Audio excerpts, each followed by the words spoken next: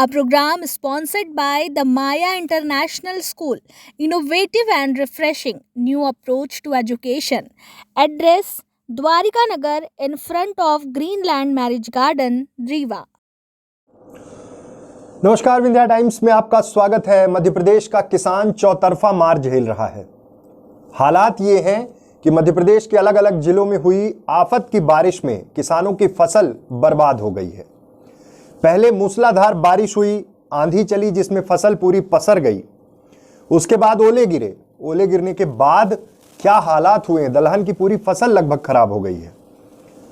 अब प्रशासन और शासन से ये मांग है कि सर्वे कराया जाए, किसानों का जो नुकसान हुआ है उसकी भरपाई कराई जाए।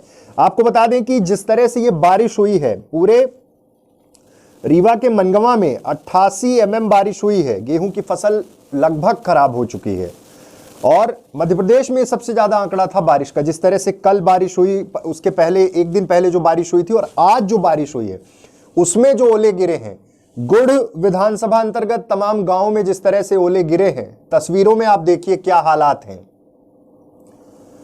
बुरी तरह से किसान प्रभावित हुआ है। ये चने से ज्यादा बड़े आकार के ओले जब गिरे तो किसानों की फसल चौपट हो गई है। पहले आंधी चली, फिर बारिश हुई और पूरा गेहूं और दलहन की जो फसल है वो लेट गई। और सोचिए किसानों का कितना नुकसान हुआ होगा। मांग हो रही कि जल्द से जल्द सर्वे कराया जाए, लेकिन जो स्थितियां हैं, जिस तरह से ये फसल बर्बाद हुई है, उससे किसानों की चिंता साफ है।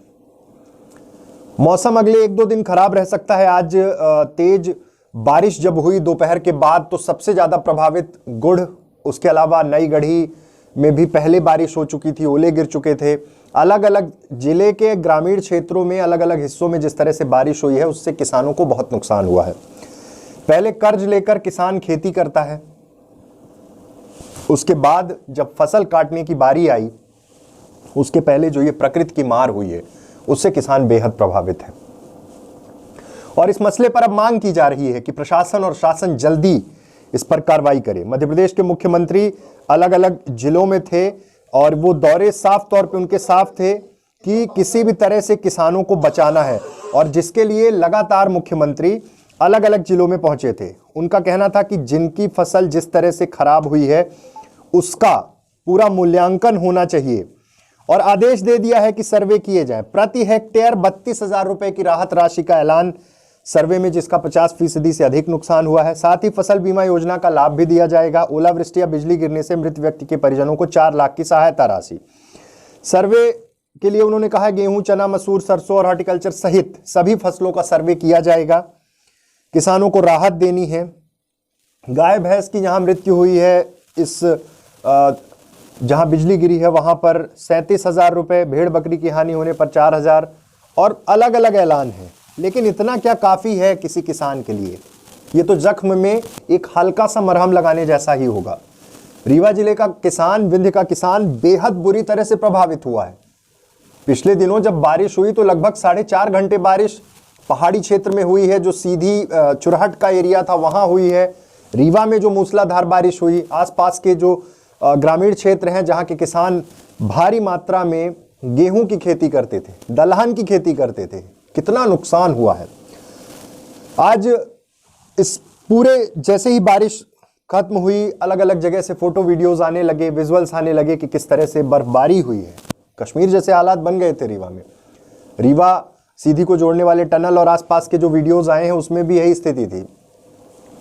अब रीवा कांग्रेस ने मांग की है कि जल्द से जल्द मौका मुआयना करा के, निरीक्षण करा के किसानों को राहत दी जाए, मुआवजा दिया जाए, क्योंकि किसान बुरी तरह प्रभावित हुआ है।